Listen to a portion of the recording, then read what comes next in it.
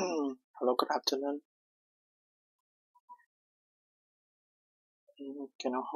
Cover hours got headline the restrictive software tool being used for SIR says Supreme Court. CC kanogi hoitene koigi SIR gi ko special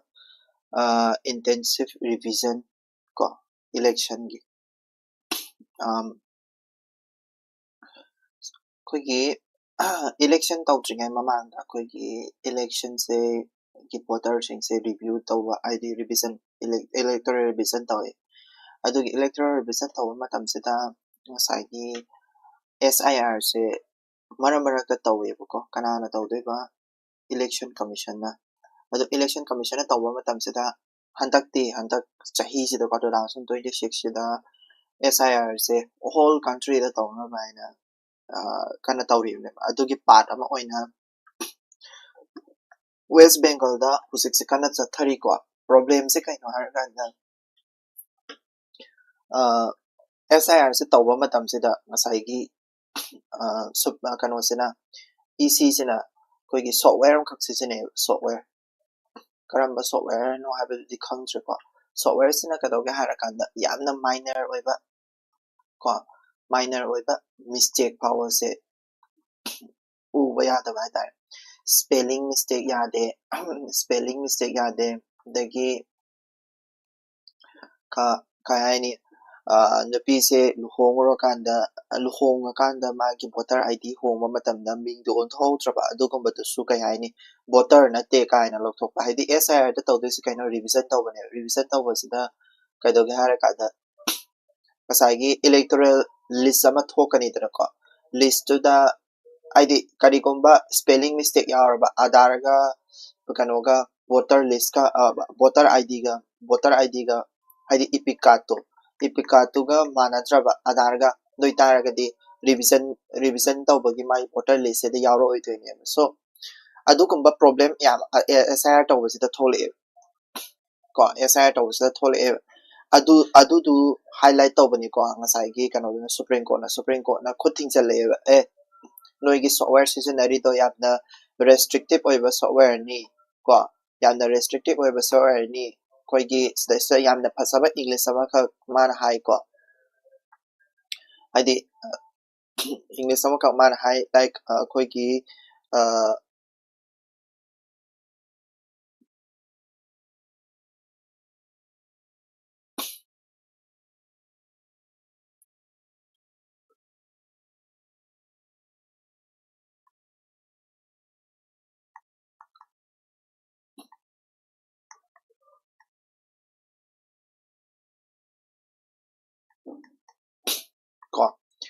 ko stop throwing a large net haiba ko net achoba langano haibagi mo ko meaning di kaino haragada bottle revision tawrini haidana koigi yamna sauna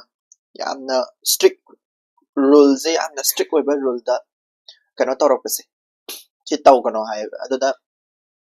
kadoga harakanda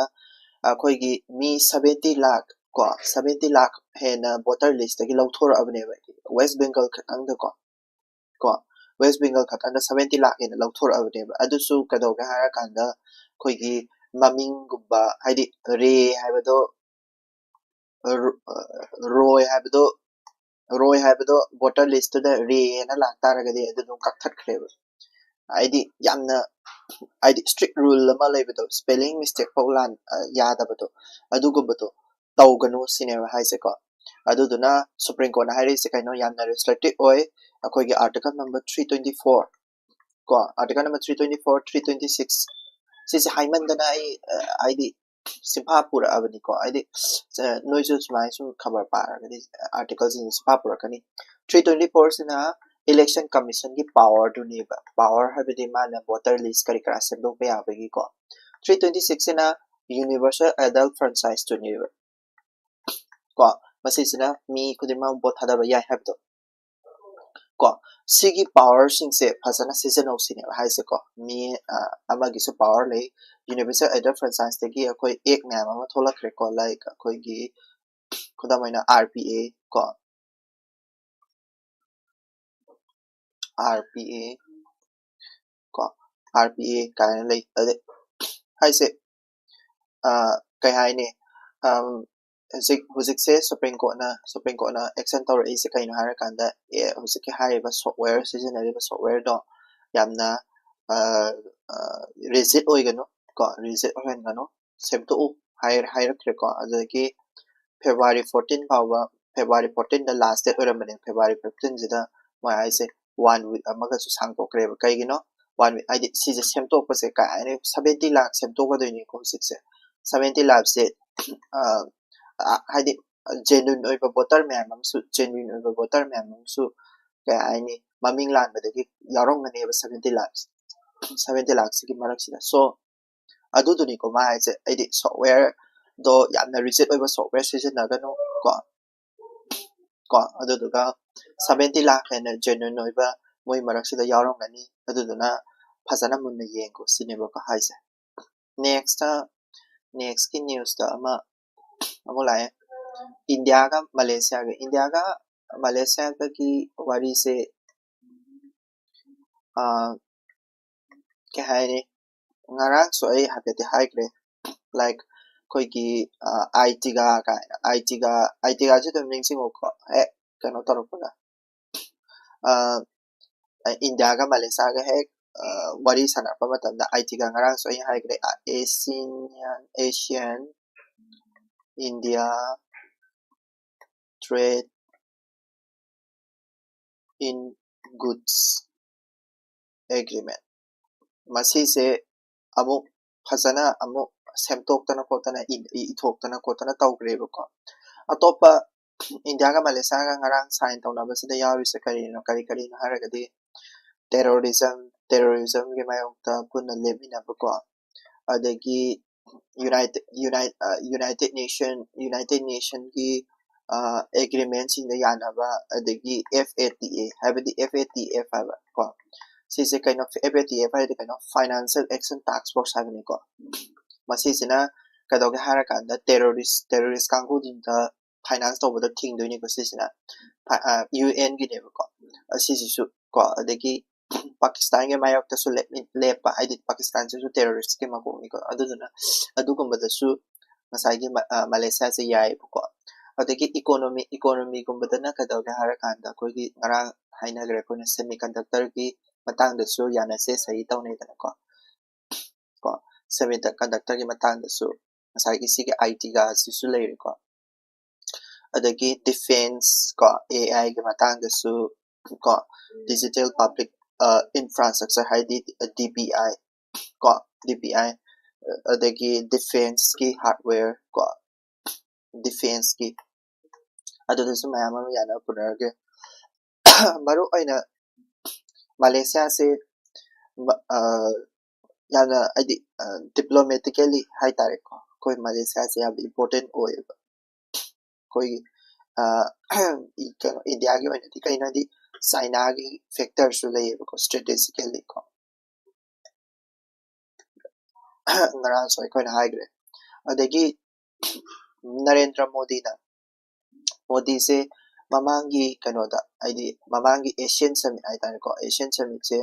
mamangi September 2025 mamangi da tawbane aduda yawa satkide masi ko aduduna Malaysia kare kara da satlise su aidi magi adudo yawa sakkidabado adudugi oina satpa ki mawon ko aduni atopa aidi shida lawa yawa se akoigi Malaysia se BRICS ta yawba ko Malaysia se BRICS ta yahon ba yabra habitu yengsel aidi Malaysia se BRICS ta yawzage na husikan haizariba ko adu BRICS ta aidi hoy adu do yengsan kenan budi haigare ko aidi BRICS membership se ma su pamme ko Malaysia su pamme ba huziki oina di Malaysia se oidri ko haidi BRICS ki partner country budi oiri adu member budi oidri yani ko adiki next news sama damula si sisina ka toga harakanda UPꯒꯤ ꯑꯩꯈꯣꯏꯒꯤ ꯌꯣꯒꯤ ꯑꯗꯤꯇ꯭ꯌꯅꯥꯊꯅ ꯀꯣ ꯑꯩꯈꯣꯏꯒꯤ ꯀꯩ ꯍꯥꯏꯅꯤ film ꯃꯃꯤꯡꯁꯦ ꯑꯩꯈꯣꯏꯒꯤ ꯃꯥꯉꯣꯟꯗ ꯌꯥꯝ ꯁꯣꯛꯏ ꯍꯥꯏꯗꯤ ꯀꯩꯅꯣꯗ ꯌꯥꯝ ꯁꯣꯛꯄ ꯍꯥꯏꯇꯥꯔꯦ ꯀꯩꯅꯣꯗ ꯒꯣꯁ ꯀꯣ ꯒꯣꯁ ꯈꯣꯔ okay ghost core pandit ꯍꯥꯏꯅ ꯐꯤꯂꯝ ꯑꯃ ꯊꯣꯛꯑꯦ ꯐꯤꯂꯝꯁꯦ UP ꯒꯣꯚꯔꯟꯃꯦꯟꯠꯁꯤꯅ ꯁꯥꯎꯕꯩ ꯋꯥꯅꯤꯗ ꯍꯥꯏꯗꯤ ꯑꯩꯈꯣꯏꯒꯤ ꯀꯩꯅꯣꯗ ꯁꯣꯛꯏ ꯇꯥꯏꯇꯜꯁꯦ ꯌꯥꯝꯅ ꯀꯩ ꯍꯥꯏꯅꯤ ꯑꯣꯐꯦꯟꯁꯤꯞ ꯑꯣꯏ ꯍꯥꯏꯅꯀꯣ ꯍꯥꯏꯗꯤ ꯇꯥꯏꯇꯜꯁꯦ ꯌꯥꯝꯅ ꯑꯣꯐꯦꯟꯁꯤꯞ ꯑꯣꯏ UP ꯒꯣꯚꯔꯟꯃꯦꯟꯠ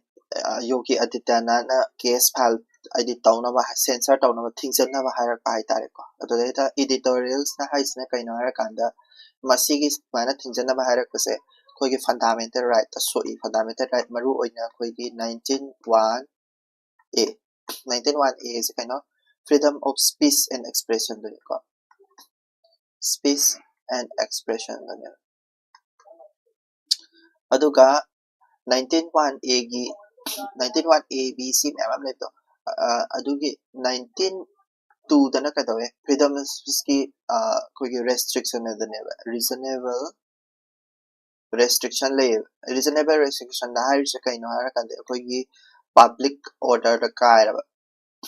ꯑꯩꯅ ꯋꯥ ꯉꯥꯡꯕꯁꯦ public orderꯗ ꯀꯥꯏꯔꯕ ꯀꯣ ꯍꯥꯏꯗꯤ ꯏꯔꯥꯡ ꯊꯣꯛꯍꯜꯂꯕ ꯋꯥ ꯉꯥꯡꯕꯁꯤꯅ ꯃꯔꯝ ꯑꯣꯏꯔꯒ ꯃꯤꯒꯤ ꯐꯖꯗꯕ ꯑꯣꯏꯔꯕ ꯗꯤꯁꯦꯟꯁꯤꯗ ꯀꯥꯏꯔꯕ ꯀꯣ inciting ꯍꯥꯏꯕꯗꯤ ꯈꯟꯅ ꯆꯩꯅꯕ ꯅꯠꯇ꯭ꯔꯒ ꯑꯩꯈꯣꯏꯒꯤ ꯃꯤꯍꯥꯠ ꯃꯤꯄꯨꯟ ꯊꯣꯛꯍꯜꯂꯕ ꯑꯩꯒꯤ ꯁ꯭ꯄꯤꯆꯇꯨꯅ ꯃꯔꯝ ꯑꯣꯏꯔꯀꯥꯟꯗ ꯑꯗꯨ ꯑꯣꯏꯇꯥꯔꯒꯗꯤ ꯊꯤꯡꯕ ꯌꯥꯏꯑꯕ ꯑꯩꯒꯤ freedom of speech and expressionꯁꯦ but ꯇꯧꯕꯇꯕꯨ ꯐꯤꯂꯝ ꯃꯃꯤꯡꯅꯦ ꯍꯥꯏꯕꯅꯤꯗ ꯁꯤꯗꯤ this is form of art ꯅꯦꯕ ꯀꯣ ꯑꯗꯨ ꯃꯁꯤꯁꯤꯅ ꯀꯃꯥꯏꯅ ꯑꯩꯈꯣꯏꯒꯤ ꯍꯥꯏꯗꯤ ꯀꯩ ꯍꯥꯏꯅꯤ offensive ꯑꯣꯏꯔꯤꯅꯣꯕ ꯀꯣ offensive ꯑꯣꯏꯔꯤꯅꯣ ꯁꯤꯅꯤ ꯀꯣꯏꯁꯟꯁꯦ ꯀꯩꯅꯣꯁꯤꯅ ꯑꯥꯔꯇꯤꯀꯜꯁꯤꯅ ꯍꯪꯉꯤꯁꯦꯀꯣ ꯀꯣꯏꯁꯟꯁꯦ ꯑꯗꯨꯗꯨꯅ ꯑꯩꯈꯣꯏꯒꯤ ꯀꯩ ꯍꯥꯏꯅꯤ ꯃꯃꯥꯡꯗꯁꯨ ꯐꯤꯂꯝ ꯃꯌꯥꯝ ꯑꯃ ꯊꯤꯡꯈ꯭ꯔꯦ ꯂꯥꯏꯛ ꯀꯦꯔꯂꯥ ꯁ꯭ꯇꯣꯔꯤ ꯀꯥꯏꯅꯀꯣ ꯑꯗꯒꯤ ꯄꯠꯃꯥꯕꯠ ꯀꯥꯏꯅ ꯀꯣ ꯄꯠꯃꯥꯕꯠ ꯑꯗꯒꯤ BBC ꯗꯣꯀꯨꯃꯦꯟꯇꯔꯤꯗ ꯑꯁꯤ ꯌꯥꯝ ꯃꯃꯤꯡ ꯆꯠꯈꯤꯕꯅꯤꯀꯣ ꯏꯟꯗꯤꯌꯥꯗ ꯃꯣꯗꯤ ꯀꯣꯏꯁꯟ ꯍꯥꯏꯅ ꯃꯣꯗꯤꯒꯤ ꯃꯔꯝꯗ ꯍꯥꯏꯗꯤ BBCꯅ ꯀꯩꯅꯣꯝꯃ ꯐꯣꯡꯕꯗ ꯊꯤꯡꯈꯤꯕ BBCꯒ ꯈꯟꯅꯗꯅ ꯈꯣꯠꯇꯅ ꯇꯧꯋꯤ India stutter ꯀꯥꯏꯅꯀꯣ ꯀꯣ ꯁꯤꯅ ꯗꯦꯜꯂꯤꯒꯤ ꯒꯦꯡ ꯔꯦꯞ ꯀꯦꯁꯀꯤ ꯑꯗꯨꯒꯤ ꯃꯇꯥꯡꯗꯅꯤꯀꯣ ꯑꯗꯒꯤ ꯀꯣ ꯑꯗꯨꯒꯨꯝꯕ ꯍꯥꯏꯗꯤ ꯁꯤꯒꯨꯝꯕ ꯃꯌꯥꯝ ꯑꯃ ꯊꯤꯡꯈꯤꯕꯁꯨ ꯂꯩꯔꯤ ꯁꯤꯗꯁꯨ ꯍꯥꯏꯔꯤꯀꯣ ꯍꯥꯏꯗꯤ ꯒꯣꯔꯗꯤꯍꯔꯤ ꯀꯥꯏꯅꯀꯣ ꯑꯗꯩ ꯁꯤꯒꯨꯝꯕ ꯃꯌꯥꯝ ꯑꯃ ꯌꯥꯎꯈꯤꯕꯁꯦ ꯁꯤꯁꯤꯅ ꯀꯩꯗꯧꯒꯦ ꯍꯥꯏꯔꯀꯥꯟꯗ ꯍꯥꯏꯗꯤ ꯐꯤꯂꯝꯁꯦ ꯊꯤꯡꯕ ꯌꯥꯏꯑꯕꯀꯣ ꯕꯠ ꯇꯧꯕꯇꯕꯨ ꯐꯤꯂꯝꯒꯤ ꯊꯤꯡꯕꯒꯤ ꯑꯣꯊꯣꯔꯤꯇꯤꯁꯦ ꯀꯣꯔꯠꯇ ꯈꯛꯇꯪ ꯂꯩꯌꯦꯕꯀꯣ ꯍꯦꯛꯇ ꯒꯣꯚꯔꯟꯃꯦꯟꯠꯅ ꯍꯦꯛꯇ ꯊꯤꯡꯖꯤꯟꯕ ꯌꯥꯗꯦ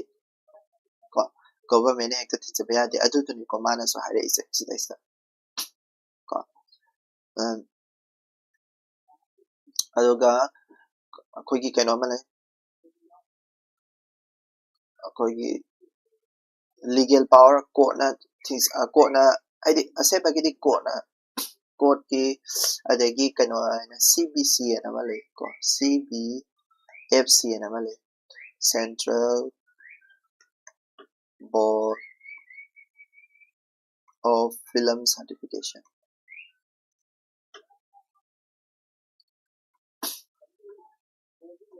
मानसु याइको हाइदि central board of film certification असु याइ कई हाइनि हाइदि मंगोदा लीगल पावर लेबको लीगल पावर करी कोइगी सर्टिफाई तौनबगी सर्टिफिकेशन सर्टिफाई पिनबगी और सेंसर पिनबगी को मंगोदा सु लेबो पावर को अदुबु मसिगी मतंग सिदादि कोइना कोन हाइरकदबनेबा मसिसे ऑफेंसिव ओय अदुदुना ऑफेंसिव ओइरे ऑफेंसिव ओइदि हाइबसिदि कोन हाइगदबनेबको कोना हारे मतुंगदा ऑफेंसिव ओय हारगदि ngसाइगी CBFC सिदा चलगा CBFC नोय सी कनो से थिंगलो खोलो हाइदोइनेबको अदुनिदको अदमा हाइना दोइनि सो koi pekha gi oina khangba ya bisida article 19(1)(a) ko 19(2) ko adu mai khang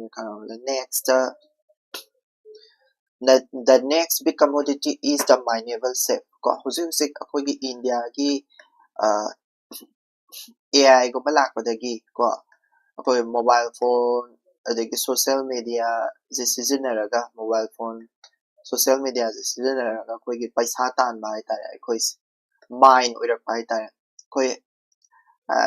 kudamai hairse nangse paisa thokpa mine or money mining side oirak ba hai tare money mine ama oirak ba hai tare nangondagi paisa je lawba adi paisa lawnaba khatangi nangse urak ba hai tare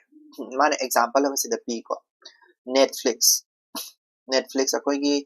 OTT ama lebido kama OTT ko Netflix se masisna hai id Netflix ki koi gi globally id koi gi 2018 da Netflix na hai se kaino OTT ki site amani ko sisna kadoga har kan India da 100 million subscriber ko 1 million subscriber India dagi tani na haidi India dagi ko 1 million subscriber Netflix ki tani na 2018 da claim tawge Netflix is sit hai tare Netflix ki magi CEO Red Hastings na tan gre ko do je dum tan gra adu na tai se kai no har gadi khoi gi kya hai ni mining site ama oirak ko khoi mioi bese kamaina oirino haibidi nangse nangi mobile phone ama paire class mobile phone sida nangna yingiba Instagram ko Instagram nangna yingiba Facebook ko nangna pamba Amazon ki kari hai class adagi kano ki Nike ki product sing adagi ko asigi preference ma'am singse algorithm amana sanaba ngatane algorithm adi my company di algorithm even nangi OTT sisu OTT have the Netflix adagi streaming site ma'am lady dana ko adu ma'am singse algorithm amana sanaba algorithm se karamba algorithm na haragadi nangna pambado moina nangna pambado khangidro masigi pamba algorithm se kari tore nangna pamba poching se data mada khonggatlani sigi data se yam maru oy kaina haragadi nang ama masak khangya haragadi nangna pamba se masak khangya har taragadi sigi algorithm se yenga dum khangani nangi Instagram page se yenga kada nangna pamba po se dum khangani nangna Instagram reels se toini yengba YouTube toini yengba nangi reels to yenga kanda nangi data ma tholakani nangi data se ne yam maru oy masigi data se nang kano da yam sigma po se pami hai taragadi marketing company sing sina ka ga har kana masigi data si utilize to ka nangono po yon chala ka doine nangna pamba nang se manipulate to doine manipulate to kanda ka ga har kanda ado aina hiding is si se exactly thokpa po ni ko habidi Instagram Facebook dagi moi myam sing se meta companies in to se masigi data myam je khongkala kanda adu do ga nangono po yon chanaba nangno the YouTube ki exing kapa batam da YouTube ta nangni yen pot na tare thoido adagi Facebook ta sungare yenge loiba nai de kai no hadi nangna pa mu ka ne thola hale ko adagi Amazon da Nike da adagi kari adi pot chai yo site sing sina nangna pa mu ka ne thola ka des sigi haribe data se khwai maru oiba posa mo nangondagi hena maru oi sigi data se ne laina research ko ado sigi data si ne bang wodi mine to bai badi low thok bai tare nam fu da ko ado do low thok kan da ka do ga har kan da marketing to ro ga nang se manipulate to ro ga nang wodi ki paisa je nam da na lohon ba ani da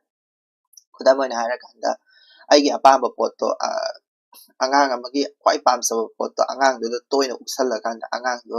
nam da na lai han ma pa do gi paisa extract to khuda ma na market cha pa ma tam da angang sina khwai pamba pot se ꯑꯩꯈꯣꯏ ꯍꯥꯏꯗꯤ market ꯇꯧꯔꯤꯕ ꯄꯣꯠ ꯌꯣꯜꯂꯤꯕ ꯃꯤꯗꯨꯅ ꯈꯪꯉꯒ ꯑꯉꯥꯡꯁꯦ ꯄꯥꯝꯃꯤ ꯂꯧꯁꯜꯂꯣ ꯍꯥꯏꯕꯒꯨꯝꯕꯅꯦꯕ ꯈꯪꯕ꯭ꯔꯥ ꯍꯥꯏꯗꯤ ꯑꯩꯈꯣꯏꯁꯦ ꯃꯦꯅꯤꯄꯨꯂꯦꯠ ꯇꯧꯔꯤꯅꯦꯕ ꯃꯣꯏꯅꯀꯣ ꯑꯗꯨꯗꯨꯅ ꯏꯐꯦꯛ ꯑꯃ ꯂꯥꯛꯑꯦꯕ ꯀꯔꯤ ꯏꯐꯦꯛꯅꯣ ꯍꯥꯏꯔꯀꯥꯟꯗ ꯑꯩꯈꯣꯏꯁꯦ ꯇꯁꯦꯡꯅ ꯃꯣꯏꯒꯤ ꯍꯥꯏꯗꯤ marketing company OTT ꯁꯥꯏꯠꯁꯤꯡ Nykaa Amazon ꯃꯣꯏꯁꯤꯡꯁꯤꯅ ꯑꯩꯈꯣꯏꯁꯦ ꯀꯩ ꯍꯥꯏꯗꯤ ꯀꯩꯅꯣ ꯑꯣꯏꯅ ꯈꯜꯂꯦꯕ ꯃꯅꯤ ꯃꯥꯏꯅꯤꯡ ꯁꯥꯏꯠ ꯑꯣꯏꯅ ꯈꯜꯂꯦꯕ ꯀꯣ ꯍꯥꯏꯗꯤ ꯄꯩꯁꯥ ꯇꯥꯟꯐꯝ ꯑꯣꯏꯅ ꯈꯟꯕꯗꯣ ꯑꯗꯨꯗꯣ ꯑꯣꯏꯌꯦꯕ ꯑꯗꯨꯗꯨꯅꯤꯀꯣ ꯃꯥꯅ ꯍꯥꯏꯔꯤꯁꯦ ꯍꯥꯏꯗꯤ the next big commodity is the mining cell ꯍꯥꯏꯁꯦ ꯑꯁꯦꯡꯕꯒꯤꯗꯤ ꯅꯪ ꯇꯁꯦꯡꯅ ꯅꯪ ꯅꯠꯇꯦꯕ ꯅꯪꯒꯤ ꯑꯄꯥꯝꯕ ꯗꯦꯇꯥꯗꯨꯅꯦꯕ ꯍꯧꯖꯤꯛ ꯀꯩꯅꯣꯅ ꯇꯥꯟꯅꯔꯤ ꯃꯌꯥꯝꯁꯤꯡꯁꯦ ꯃꯁꯤꯒꯤ ꯗꯦꯇꯥꯁꯤꯕꯨ ꯄꯥꯏꯈꯤ ꯇꯥꯔꯒꯗꯤ ꯅꯪꯅ ꯄꯥꯝꯃꯤꯕ ꯄꯣꯠꯇꯨꯕꯨ ꯄꯥꯏꯈꯤ ꯇꯥꯔꯒꯗꯤ ꯑꯩꯈꯣꯏꯒꯤ ꯅꯪꯁꯦ ꯃꯦꯅꯤꯄꯨꯂꯦꯠ ꯇꯧꯔꯀꯥꯟꯗ ꯅꯪꯉꯣꯟꯗꯒꯤ ꯄꯩꯁꯥ ꯇꯥꯟꯕ ꯌꯥꯔꯦ ꯀꯣ ꯑꯗꯨ ꯆꯦꯟꯖ ꯂꯥꯛꯑꯦ ꯍꯧꯖꯤꯛ ꯀꯣ ꯆꯦꯟꯖ ꯂꯥꯛꯑꯦ ꯀꯔꯝꯕ ꯆꯦꯟꯖꯅꯣ ꯃꯃꯥꯡꯉꯩꯗꯗꯤ ꯏꯟꯗꯁꯇ꯭ꯔꯤꯌꯦꯜ ꯀꯦꯄꯤꯇꯦꯂꯤꯖꯝꯁꯦ ꯑꯣꯏꯔꯝꯕꯅꯦ ꯀꯣ ꯀꯥꯔꯜ ꯃꯥꯔꯛꯁꯀꯤ industrial capitalism ꯀꯩꯗꯧꯏ ꯑꯩꯈꯣꯏꯒꯤ surplus value ꯍꯥꯏꯅ ꯑꯃ ꯂꯩꯀꯣ surplus value ꯍꯥꯏꯕꯗꯤ ꯀꯩꯅꯣ ꯅꯪꯅ job ꯑꯃ ꯇꯧꯔꯦ job ꯑꯃ ꯇꯧꯕꯁꯤꯗ ꯅꯪꯁꯦ ꯂꯨꯄꯥ 90,000 ꯐꯪꯉꯦꯕ ꯃꯁꯤꯁꯦ ꯅꯪꯒꯤ job ꯀꯤ value ꯅꯦꯕ ꯅꯪꯒꯤ salary ꯅꯦꯕꯀꯣ ꯑꯗꯨꯗ ꯅꯪꯁꯦ ꯌꯥꯝꯅ ꯐꯔꯦꯕ ꯀꯣ leadership quality ꯆꯦꯜꯂꯦ ꯑꯗꯒꯤ ꯅꯪꯁꯦ ꯌꯥꯝ ꯐꯔꯦ ꯌꯥꯝ kind ꯑꯣꯏꯔꯦ ꯀꯣ kind ꯑꯣꯏꯔꯦ ꯑꯗꯒꯤ ꯀꯩꯅꯣ ꯇꯧꯔꯦ ꯃꯁꯤꯁꯤꯕꯨ ꯑꯩꯈꯣꯏꯅ surplus value ꯀꯧꯋꯦꯕ ꯀꯣ kind ꯑꯣꯏꯔꯦ ꯃꯤ ꯌꯥꯝ ꯐꯔꯦ ꯀꯣ leadership quality ꯆꯦꯜꯂꯦ ꯑꯗꯨ ꯇꯥꯔꯒꯗꯤ ꯁꯤꯁꯤꯕꯨ ꯑꯩꯈꯣꯏꯅ surplus value ꯀꯧꯋꯦꯕ ꯁꯤꯁꯦ ꯀꯅꯥꯒꯤ ꯀꯟꯁꯦꯞꯅꯣ ꯍꯥꯏꯗꯤ ꯀꯥꯔꯜ ꯃꯥꯔꯛꯁꯀꯤ ꯀꯟꯁꯦꯞꯅꯦ ꯁꯤꯒꯤ surplus value ꯁꯦ ꯂꯩꯕ ꯃꯤꯁꯦ job ꯁꯤꯗ ꯇꯧꯍꯟꯅꯤꯡꯗꯦꯕ ꯈꯨꯗꯝ ꯑꯣꯏꯅ ꯀꯝꯄꯦꯅꯤ ꯑꯃꯅ ꯇꯧꯔꯦ ꯀꯝꯄꯦꯅꯤꯗꯨꯒꯤ ꯁꯦꯂꯔꯤꯁꯦ 90,000 ꯐꯪꯉꯦꯕ ꯇꯧꯕꯇꯕꯨ ꯀꯝꯄꯦꯅꯤꯗꯨꯗ ꯊꯕꯛ ꯇꯧꯔꯤꯕ ꯃꯤꯁꯤꯡꯁꯦ ꯐꯖꯅ ꯆꯥꯟꯕ ꯐꯖꯅ ꯊꯕꯛ ꯐꯕ ꯀꯣ ꯍꯥꯏꯗꯤ job ꯇꯣ ꯈꯛꯇ ꯅꯠꯇꯕ ꯊꯕꯛꯇꯣ ꯈꯛꯇ ꯅꯠꯇꯕ ꯃꯤꯀꯧ ꯃꯤꯔꯥꯝ ꯐꯕ ꯃꯥꯅ ꯊꯕꯛ ꯇꯧꯕꯗꯒꯤ ꯃꯤ ꯑꯇꯣꯞꯄꯁꯨ ꯃꯌꯥꯝ ꯑꯃ ꯆꯪꯉꯛꯄ ꯃꯥꯒꯤ ꯃꯔꯤ ꯃꯇꯥ ꯑꯣꯏꯒꯦꯔꯥ ꯑꯃꯕꯨ ꯑꯣꯏꯒꯦꯔꯥ ꯁꯣ ꯀꯩ ꯍꯥꯏꯅꯤ ꯀꯝꯄꯦꯅꯤꯗꯨꯗ ꯍꯦꯟꯅ ꯍꯥꯏꯗꯤ ꯑꯇꯣꯞꯄ job ꯅꯠꯇꯕ ꯑꯇꯣꯞꯄ ꯄꯣꯠꯇ ꯍꯦꯟꯅ value ꯋꯥꯡꯈꯠꯍꯜꯂꯝꯕꯗꯣ ꯑꯗꯨꯗꯨꯕꯨ ꯑꯩꯈꯣꯏꯅ surplus value ꯀꯧꯋꯦꯕ ꯁꯤꯒꯤ kindness ꯑꯣꯏꯕꯒꯤ ꯑꯗꯒꯤ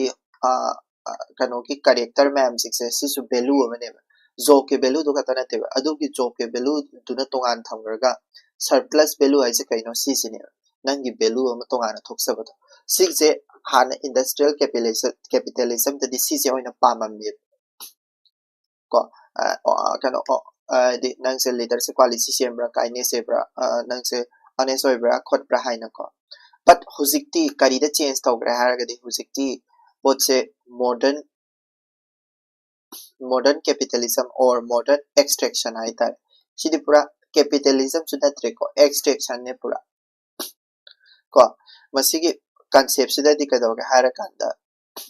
ꯀꯣ surplus value ꯗ depend ꯇꯧꯗ꯭ꯔꯦꯕ ꯀꯣ sociality ꯗ depend ꯇꯧꯔꯦꯕ sociality ꯗ ꯅꯪꯒꯤ emotion ꯗ ꯅꯪꯒꯤ friendship ꯗ ꯅꯪꯒꯤ friendship ꯗ ꯅꯪꯒꯤ love life ꯗ ꯅꯪꯒꯤ family ties ꯗ ꯀꯣ ꯅꯪꯒꯤ digital interaction ꯗ ꯍꯥꯟꯅꯗꯤ job ꯑꯃ ꯇꯧꯕ ꯃꯇꯝꯗ ꯃꯥꯁꯦ leadership ꯆꯦꯟꯕ꯭ꯔꯥ kindness ꯆꯦꯟꯕ꯭ꯔꯥ ꯑꯗꯨ ꯆꯦꯟꯕ꯭ꯔꯥ ꯇꯧꯔꯝꯕꯅꯦ ꯍꯧꯖꯤꯛꯇꯤ ꯀꯔꯤ ꯇꯧꯔꯦ ꯅꯪꯁꯦ ꯀꯅꯥ ꯇꯤꯟꯅꯩ ꯀꯝꯄꯦꯅꯤꯗꯨꯗ ꯃꯥꯒꯤ friend circle ꯁꯦ ꯃꯥꯁꯦ friend ꯑꯣꯏꯕꯁꯦ ꯃꯥꯁꯦ introvert ꯑꯣꯏꯕꯅꯤ ꯃꯥꯁꯦ ꯋꯥꯔꯤ ꯁꯥꯟꯅꯕ ꯃꯇꯝꯗ ꯁꯤꯒ ꯁꯥꯟꯅꯕꯅꯤ ꯃꯥꯗꯤ ꯀꯩꯅꯣꯝꯃ ꯅꯨꯡꯁꯤꯕꯅꯤ ꯁꯤꯁꯤ ꯇꯧꯕꯅꯤ family ꯃꯥꯒꯤ family ꯌꯥꯝ ꯂꯩꯇꯕꯅꯤ ꯅꯠꯇ꯭ꯔꯒ ꯃꯥꯁꯦ digital interaction ꯗ ꯃꯥꯗꯤ YouTube ꯌꯥꯝ ꯌꯦꯡꯕꯅꯤ Netflix ꯌꯥꯝ ꯌꯦꯡꯕꯅꯤ or ꯑꯃ ꯌꯦꯡꯕꯅꯤ ꯁꯤꯒꯤ socialityꯒꯤ ꯁꯤꯒꯤ concept ꯁꯤꯗ ꯑꯣꯏꯅ ꯆꯦꯟꯈ꯭ꯔꯦꯕ ꯃꯥꯒꯤ ꯀꯩꯅꯣꯁꯦ ꯍꯥꯏꯗꯤ surplus value ꯗꯨꯗ ꯂꯩꯇ꯭ꯔꯦꯕ ꯃꯥꯁꯦ ꯁꯤꯒꯤ value ꯁꯤꯡꯁꯦ ꯈꯪꯉꯕ ꯑꯗꯨ ꯑꯣꯏꯇꯥꯔꯒꯗꯤ family ties ꯀꯔꯤꯅꯣ ꯅꯪꯁꯦ ꯀꯔꯤ ꯄꯥꯝꯃꯤ ꯅꯪꯁꯦ romantic ꯑꯣꯏꯕ꯭ꯔꯥ ꯅꯠꯇ꯭ꯔꯒ ꯅꯪꯒꯤ friendship ꯀ problem ꯌꯥꯝ ꯂꯩꯅꯕ꯭ꯔꯥ ꯈꯣꯠꯄ꯭ꯔꯥ ꯃꯗꯨꯗꯣ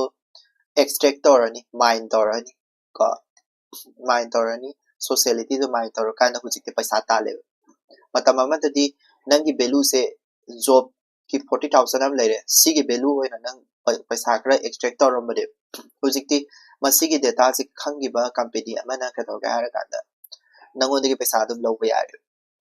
खंबरा असिगी डेटा सिनेबा एल्गोरिथम दगी यीस को नंग से करी करी नि हेना पामे एनिमे पामब्रा फिल्म करम पामे कोरियन ड्रामा पाम तारगदी कोरियन ड्रामा गा मरी लेना पोचिंग से अमेज़न न योमसलक्तोइनेबा अदुगना याम फसबा आर्टिकल ने गोसिसे ngasiga article se am phasai ai parga yemiyo exam point of view ki wari khata na te just exam hoi exam da hang pa hang ta ba ai but taw da pu huji change yam change story ba akoi ki pot se oi to ne ba ko sisina haidi kai hai ni ahong ba hai tare ko haidi huji yam kanna tawnari company khudimak se masigi data sine ba नंगोदगे लौनबा कन्न होनरिस हजिक लैनबा हुरानबा सिगे data जे खंगिबदा नंग पुरा खंगमगा समानारे को next article अमा लै Kimberly process है कइनो हाय तो हैपेट हाय ता हजरंग Kimberly process Kimberly बु पंतारगदी डायमंड नेक्टनी सिंगो को किम्बर्ली प्रोसेस है से कोइना कदोगे हारा कांदा कोइगी diamond से rough diamond है ना को rough diamond फिल्म हम कहाँ रखे को किम्बर्ली से हम पन फिल्म हम कहाँ रखे blood diamond है ना फिल्म हम ले भी तो काम हो रहा मामिंग तो कॉर है ने फिल्म कनो कोई की blood diamond है ना मा फिल्म हम ले भी नहीं अदु की blood diamond दो की फिल्म तो दा कोई की क्या ना diamond योनबगी लैबगी वारी एमा तौनै अदुदा इंडिया का सियावबने अदुदा को अदुदुकी वारी सिसि कम किम्बर्ली सिदगी खंगमा खमनि से कइना हार कांदा कोइगी किम्बर्ली प्रोसेस से कइनो सिस को किम्बर्ली प्रोसेस से कइनो हार गदि कोइगी रफ डायमंड से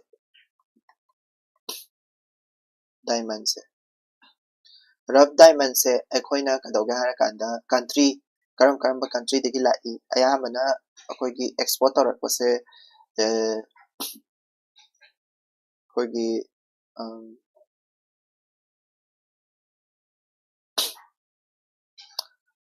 एंगोला बोत्सवाना कोंगो की फिल्म ओइबिनी को से blood diamond Congo Namibia even Russia को मोइजिंग्स दगी लाक्तोनी ऑलमोस्ट रशिया जिना 85% रोगी पाइबनी को सिगे रब डायमंड सिंग से कराय दा लाकनी हार कांदा अखोइगी इंडिया दा लाकने इंडिया ना मेन होई को इंडिया दा लानी इंडिया दा अखोइगी काय हायनी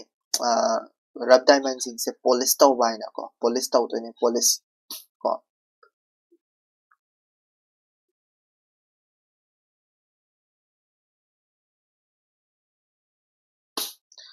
इंडिया दा 40% हाना लाई कोस्टगी रब डायमंड से 40% हाना लाई माना पॉलिश तो कांदा कराय दा थागिनी यूएसए गुम्बा चाइना गुम्बा मोइददी डायमंड रिंग से याम पामने येबो को मेरियस की करीगी को अजुदैदा थागिदुनेबा अदुदैदा रब डायमंड से कदोगे हारा कांदा रब डायमंड से इंडिया दा 40% हेना लाको से करा एग्जैक्ट कराय फंदा लाके हाय तारगदी सूरत को गुजरात मुंबई को सिदैदा याबा लाई सिदैदा पॉलिस्टर अनि को हाइदे पॉलिस्टर बायबदि डायमंड से खोनी दे फंगबदि सुमायना नेबा दुगा सुमायना तहान दोइले को खोनी देगे पुथोरा कांदा डायमंड से कट तौ बाय तारे को फसाना अदुदुगा कदोगे हार कांदा सिगे डायमंड से देगे पोर इसे डायमंड से कोई लीगली पोरक तबरा है लीगली को आइने याबा मोन पोरा नत्रगा हुरालो नाराद तौरगा पोरा इब्रा हबदो अदुदो हाइदि अदुदो थिदोकनबा अदु हुरालगा पोरक तनाबगी तमक्ता कोई किम्बर्ली प्रोसेस से तौबने किम्बर्ली प्रोसेस से कइनो हारगदि इसा कोई क्या हाइनी सर्टिफिकेशन हाइतारे को सर्टिफिकेट पीदेने को डायमंड से योला इबा डायमंड रब डायमंड से India da yo le even attract atop country da rough diamond jo le sing se aphabani ko haidi masisina terrorist fund tawdabani ko adugamba haidi tawdaba potni habito certificate ama piraga hairaktoine ko adudo Kimberley process kawe ko Kimberley process certificate pidoni Kimberley process ki certificate pidoni ka haidi adudo hantak akoi India na main oirabnina ma haise ko India na main oirabnina koigi global south haidi developing countries in ko global south ki unaba amada koigi 2016 sida 2026 ama sorry 2026 sida koigi India sine share tawraga famduri Kimberley process adudugi chance ama lai koi India na fasana masise haidi Kimberley process sida fasana koigi kano tawna bagitamakta ko haidi koigi conflict kaya ini diamond jingsa aphaba diamond oina poroknabagi khatangi khallaga ko yani na sa sabala e akoigi koigi India na share oraga phamdore ko 2026 global south country aba sigi Kimberley process sigi magi ami phamsida yawni ko ado Kimberley process se sigi KPI se karam kanda hudok kya ga 2003 da ko hudok ki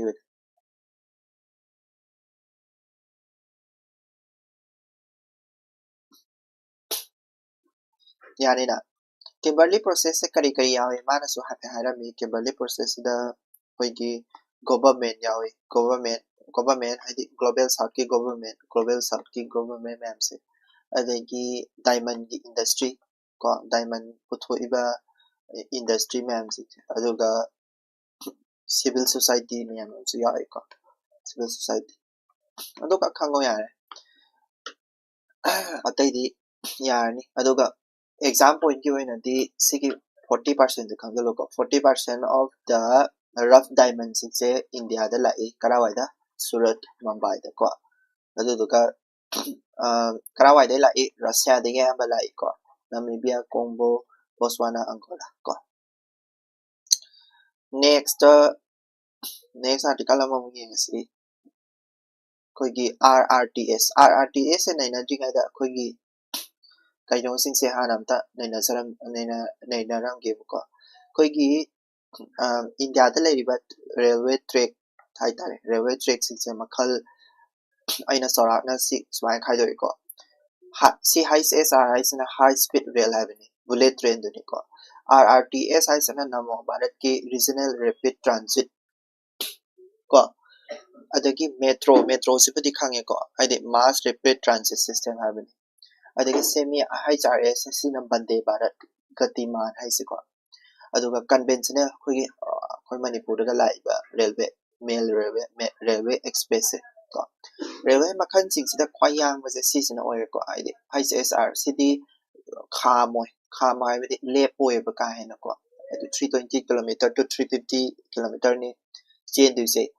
marak ta khamagi matam laite ba khamoi ba pa na marak ta lepoi ba just magi destination ani ahum laini adu da yong na masak ki doine yam thu ma train ni corporate train ni long distance ki ni ko intercity so oi ko habidi city manung da chain ba railway natte ba ko aduga operation se August 2000 phase operation se hawradi ko 7 new corridor atai amajo sengre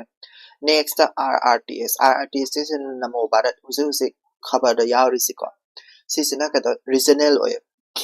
usi national capital region ta usi lairi ko Delhi da lairi 180 km ni ma ti khara lepe ba ko mafam khara da lepe ba metro gi type ni ko metro somai ki metro stations in the lepe da adumaina ma chu lepe ma di regional ni intercity na te ko sisum nu khangjalo ba aduga 2026 ta Delhi da hawgre khoi kaino da hawra ani Kerala da hawra ani ko Kerala ge pa oi to ni metro se di akoi India da dum leire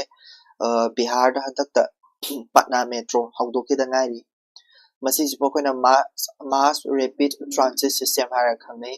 sidi intra city ni habidi intra habidi kaino city manung ama kata Delhi hara Delhi katang da oi ko Patna hara Patna katang oi ba Bengaluru hara Bengaluru katang oi ba adugumba city ni masu RRTS tagi yang ba kara handai aduga lepasu mana yam chang yam wang lepe ba hadi metro station amamam khuding adum leptoi ba RRTS su lepe ba lepa bati adu metro ne yam hele ba lepa habidi passenger khamaga sanghala khangla tawus ko aduga metro na he ai convenient ora metro ne yam hele ko RRTS tagi adagi semi HSR habidi sina Vande Bharat sidi huje adum operational adum phasana oiri ko Vande Bharat sidi 160 to 180 kilometer per hour oi yamna yangba train oi ni metro stand aduga yamna su lepte masidi aduga day and night haidi day and night chen ba do yam phasana chen ba kanoni ko express long distance ki ni sisu aduga kadoga hara kanda conventional akoi Indian railway adum leiri ko masidi India gi mafam ku de mang semani mai speed sina khwai tap tappe ko masisina primary network ni yamna coverage yamna lei ko sisini hujik Kerala gi damula si RRTS ki project anauba ma hujik ha bada Delhi da hana lerame Delhi gi hujik saba loi gre chen gre but kano Kerala gi di kamai tori Kerala gi di chen ba law di law thokre han ta budget ta adu do kamaina ai di kari fibam da lady habani hana silver line haina silver line hai se kaino haragadi sise silver line koi ko sise silver line sise oina sani na toramane ado silver line saroi mai se ko silver line gi mahota koi RRTS oina sar ni cinema ka RRTS silver line je to ani cinema ado silver line to ani RRTS oina sar ni silver line sidi tasena koi gi kane leiba makha na cheliba RRTS TS de koina smaina thong ma sarakanda smaina thong ma sarakanda chenbado khangedana mathakta smaina rail gari chenbado adumaina chendune RRTS na silver line sina leba makha da chendune ko adumaina ka pillar kaino tawbado adu pillars main taw possible koina kari ko gara kana viaduct hai ko viaduct model hai ko adu adumaina chenba train ama oidune RRTS ko aduga tasengbagidi akoigi kai haini masige project se sorry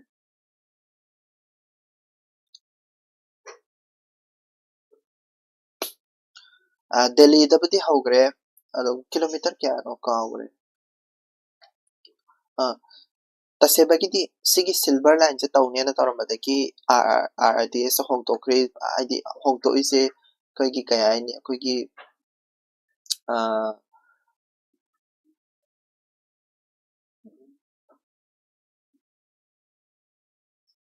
Kerala da diko ko Kerala da di akoigi kai haini isingse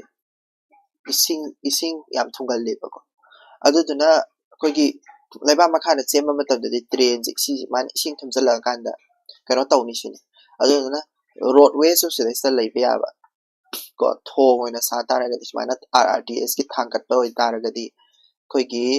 ising thuma asu train do dum chatlani dana aduduki wari ko sorry aduni akoigi Namo Bharat aina kanogi legi beto kara sigi Namo Bharat aise si Namo Bharat se ya hadi sigi stand se bakadoi ko sigi kano se RRTS Namo Bharat ko Namo Bharat ais Delhi da ladies swai se bakadoi susi pau ki ni save 3 ko adu law thoke bakatane khangani ko ma'am si se important ya moi ko screenshot lo giselo okay what is the current controversy around form number 7 si se hanjana jana dum hai lele si SIR tauba degi vote ki matang da koi voter ID fraud yam tawna ba khona ba si mayam si ni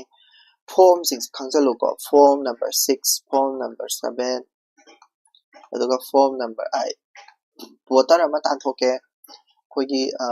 kano tawge or vote vote thadage natraga kano tawge hai taragade akoina voter ID se form number 7 sina maroina tawduise log ID object log thok pane mesi sina in addition ni sina log thok pani compilation ni sisina semdok pane ba ko correction ni ko sisima khangbiro ko si khang ade dum yare form number 7 ki bata the karai de yaw do no haragadi RPA da RPA 1950 da 51 da 1950 da ko voter kari karami sanbagi di 1950 da lu yaw do ni ko yare sisima khangjalo yare India ka Greece ka laina mari akogi se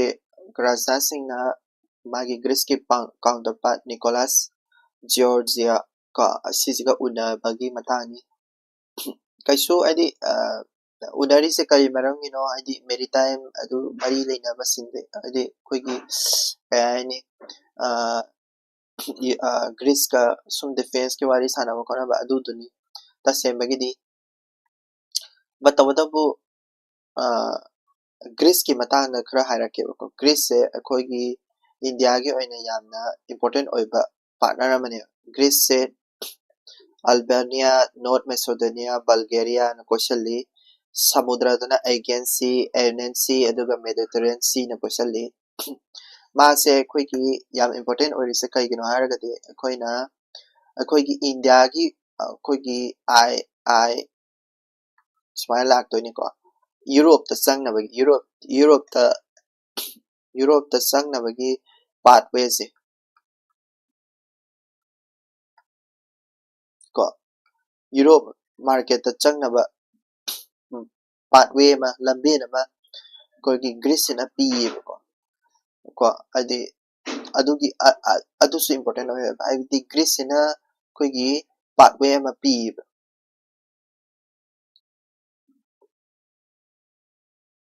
kariba maming do kariba IIMAC I say sisi kaino India Middle East Europe ko economic corridor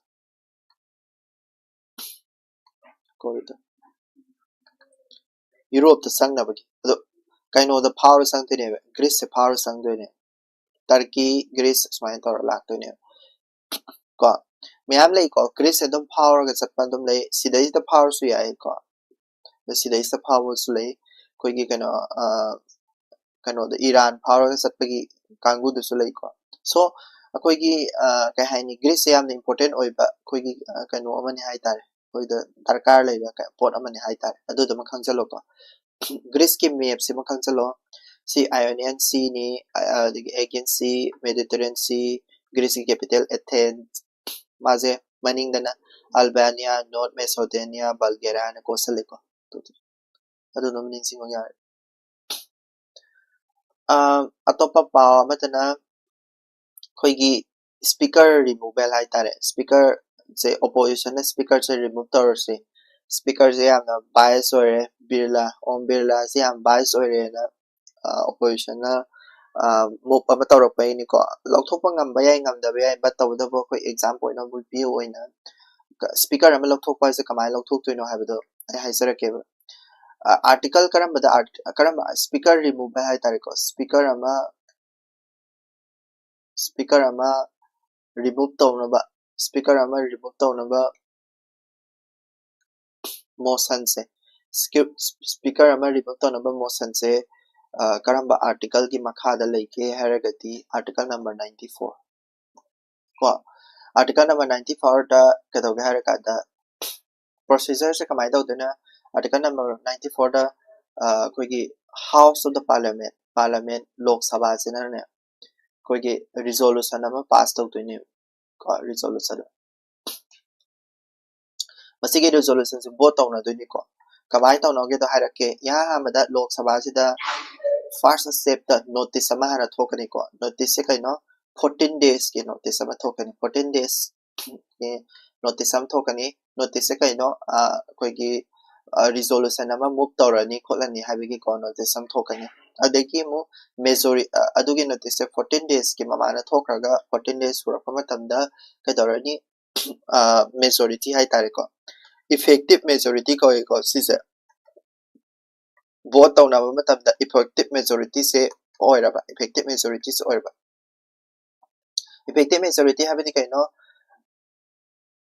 majority of all the then members ko all the then members habini kaino harakanda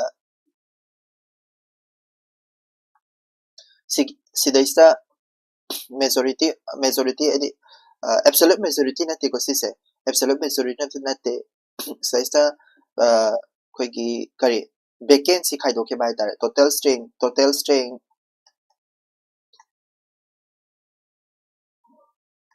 minus vacancy hai tare sise 543 ले रहे कल से vacancy से moi tara vacancy ले रहे कल से अदो तारा गति 5 क्या तारनी 33 तार 533 सिदा कदो गया रहा ना majority हाइदी 1 half है लबा half है ना तो बहुत था दरबा को हाइदी half है ना कनो से speaker से लोग थोपा दा support तोरबा अदो तारा गति speaker से on bila ado pham tha doi ko adu duga sige atopa article am siari article number 96 ko article number 96 na haisina kaino haira kada kai gumba speaker se akoi gi sige resolution se thagat pa matam da speaker se kada ma se sige resolution hai tinga sai gi speaker lok thok ambagi resolution da thagat matam da mana kano oi bya de ko precise to bya de pham bya de precise can precise the house ko mana pham bya de ko resolution se tori ga speaker the deputy speaker na pham doi ni natraga top member mana pham doi ni ko can precise mana precise to bya de ko over the house adu tini ko system so kango ma lok thok na bagi ka bot to na matamda kari precise to pham bya de ko kyan tai ko adu tini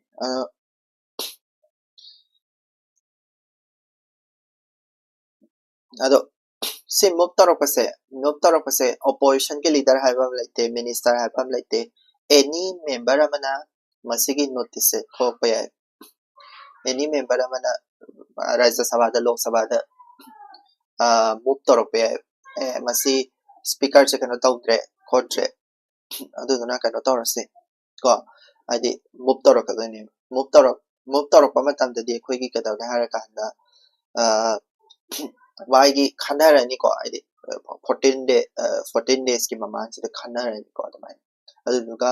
14 days के notice अब थार ने ए पोत तौना रहनी खोलनी का move तरक पसे parliament ने याबया यादबया को अदुसु मरुने याबया यादबय पत यारगदी 14 days notice थार नि दुदुगा बोतम ना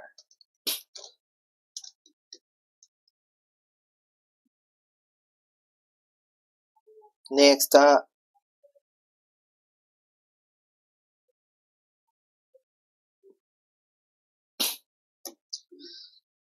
Supreme Court na RBI da online fraud se thing na bagi na ta RBI da high ke bagi wari ni ko ado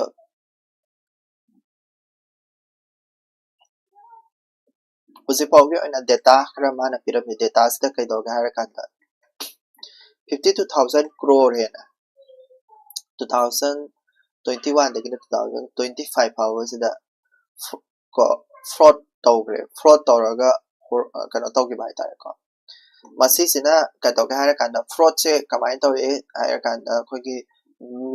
mil account na mai mil account na bi ka na fraud ꯇꯧꯕꯗ ꯁꯤꯖꯤꯟꯅꯕ ꯑꯦꯀꯥꯎꯟꯁꯦ ꯍꯥꯏꯗꯤ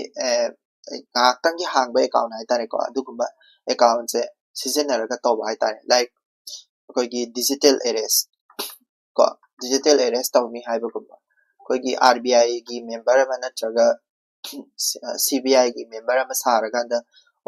police ꯁꯥꯔꯀꯥꯟꯗ ꯑꯩꯈꯣꯏꯒꯤ ꯀꯩꯅꯣꯗꯒ ꯐꯣꯟꯒ ꯇꯧꯁꯜꯂꯛꯑꯀꯥꯟꯗ video call ꯇꯧꯁꯜꯂꯛꯑꯀꯥꯟꯗ ꯑꯩꯗꯣ ꯁꯤꯅꯤ AI ꯁꯤꯖꯤꯟꯅꯔꯀꯣ ꯃꯈꯣꯟꯒꯁꯦ ꯁꯥꯔꯒ ꯃꯤꯅꯤꯁꯇ꯭ꯔꯤꯒ ꯁꯥꯔꯒ sini nangi account dos mana kano tawre adu tawre da tawre haraga kano tawdo fraud tawbibado adu duni ko adu do kadawga harakanda RBI da thingnaba haibani ba RBI ki magi regulatory mechanism khara leisai ko like RBI se kanagi makhada lei harakanda di RBI se kanagi makhada lei ka haitardi mana RBI is sorry independent ni ko mana magi kano masagi ek leisai ko RBI ek leisai aduduna magi protective measures me ama enforce to pe by the protective measures masana dum enforce to pe adu natabita RBI khata natabita atopa mina su to be like Ministry of Home Affairs sina so online processing me like mana SOP thadok ki balai gre ko mamang January 2 the SOP thadok ram ni ko I believe SOP I believe kind of standard operating procedure so adu haidi online process tawdana mi ko adagi moina su app ama hapu kholu kain online process tawdana ba kain message ka tharakpa mema me lai nei dana ko dus ko adu duni